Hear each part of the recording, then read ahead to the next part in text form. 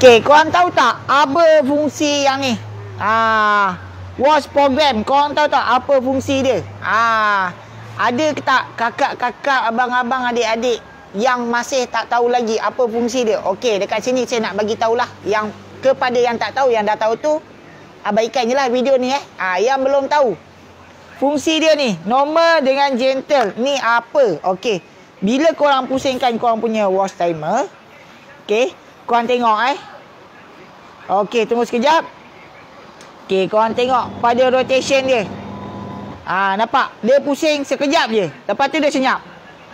Senyap. Lepas tu dia pusing balik. Okey, itu dekat bahagian normal. Okey, tu dekat bahagian normal. Sekarang kita pusing dekat gentle pula. Okey, kita pusing kita punya wash sambil korang perhatikan bahagian dalam Okey. Korang nampak? Dia tu pusing. Okey, dia berhenti. Dia tu pusing. Pusing. Tak berhenti-berhenti. Okey, dia berhenti.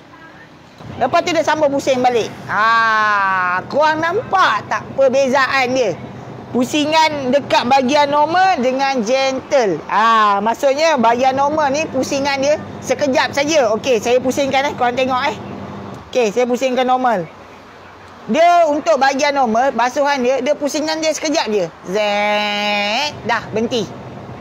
Lepas tu dia tunggu kejap. Lepas tu dia pusing balik. Zet, berhenti. Tu untuk pusingan normal. Tu senang cakap basuh kain baju yang ringan-ringan. Kalau korang nak basuh kain baju yang jenis tebal, jean apa semua, korang tukarlah ke bahagian gentle ni. Sebenarnya dia dua, tak tulis gentle, dia tulis strong. Maksudnya bila kita pusingkan je bahagian gentle ataupun strong ni, pusingan tu akan jadi lama memusing. Maksudnya dia punya kocakan air apa semua, dia punya pusingan basuhan dia tu cantik lah, bagus. Dan kuat. So dapat tak tips tu? Kalau dapat, komen dapat. Kalau korang nak dapatkan buku panduan DIY ni, nak dapatkan kat mana? Korang boleh dapatkan dekat di Shopee kita ataupun di laman web kita www.hairobiko.com. Okey, nak jimat apa? Kita DIY je. Assalamualaikum. Bye-bye.